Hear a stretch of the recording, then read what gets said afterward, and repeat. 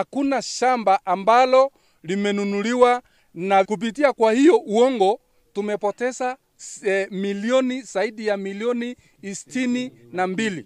So tunaomba hata DCI, tunaomba division yetu, tunaomba hata General Conference yetu ya kwamba waingilie ndani ili au watu ambaye ni matapeli wasikwe, warudishe shamba lenyewe. Hata ukienda kufanya search right now, ni ya kwamba ni shamba gushi ambalo wa Adventista hawajauziwa.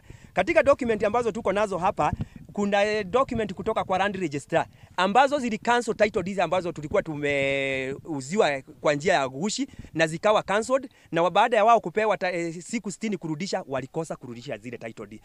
Tulikuwa tunachanga kila mwezi 100 mara unakuta unaongeza, unaambiwa uweke, na sababu kwa kweli kama kazi ya Mungu tulikuwa tunajitolea, unaongeza hata unakuta unatoa 1000 plus.